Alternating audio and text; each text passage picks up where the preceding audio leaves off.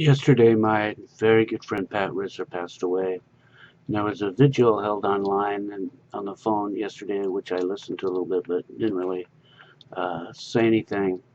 And I wanted to say just a few words about, well, maybe more than a few words about Pat.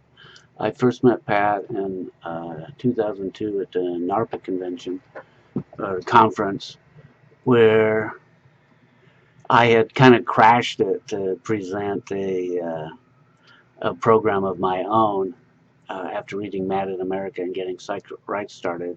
And Pat came up to me after, we got to meet a little bit. He invited me to be on the board, and I said, well, gee, maybe you should get to know me a little bit before you put me on the board, which I did get put on the board a little bit later and served president for a while. But in any event, um, Pat was an amazing advocate, just total common sense, uh, and a wonderful human being. I'm not sure if his heart troubles trace back to the psychiatric drugs he was forced to take or not, but he had heart trouble for years and just carried on amazingly. And I've two stories I want to share. One of them is what I call sandwich therapy, and this is what he wrote. One of the large men on the unit had raised a chair over his head and was threatening one of the nurses. The chair was one of those sort that are designed to be so heavy that the patients aren't supposed to be able to lift them. The other staff were in position to do a takedown and had the Thorazine injection ready. I approached the guy, and while maintaining good eye contact, I said, "Do you want something to eat?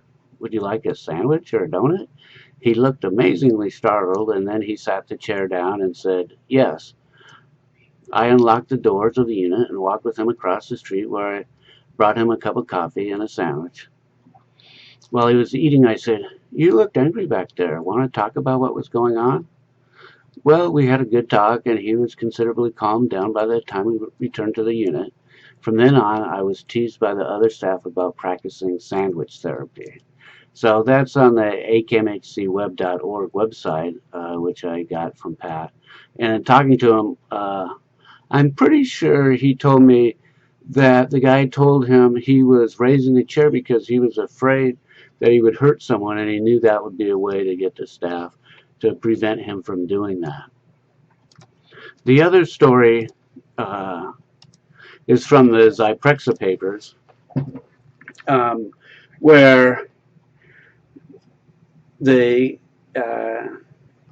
United States District Court had ordered me to try and get the documents back.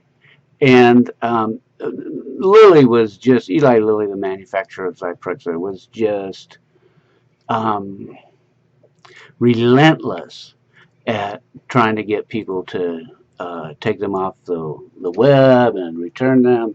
I remember one survivor who had gotten them and posted them on the website, and Lilly emailed them and said, "You're violating a court order. It's very serious," which he wasn't actually.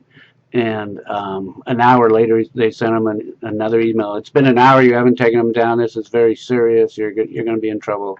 Then not an hour later, again, they sent it to another one, and he took it down. I mean, he couldn't stand up to that kind of pressure, but Pat would. So here's what he wrote them. "Gosh, what a mess. I'm sorry, but I wasn't aware of any court order at the time I downloaded the, quote, secret Zyprexa documents. So I not only downloaded them, but I made several copies, burned them to CDs, and distributed them. I mailed them to some family and friends, as well as several newspapers in Ohio and Oregon. Since I had some extra copies, about 40 or so, I also passed them out to folks who seemed interested as I stood outside of a shopping center store. I have no idea who these strangers were, so I can't possibly get these CDs returned. I'm so sorry. I figured since you're making such a fuss over the thousands of copies that went over the internet, I'd better let you know that this secret has spread, and I really can't help stop the spread at this point. Sorry." So I think that's just kind of quintessential Pat. You'll be very missed. I'm certainly going to miss you, but I'll never forget you.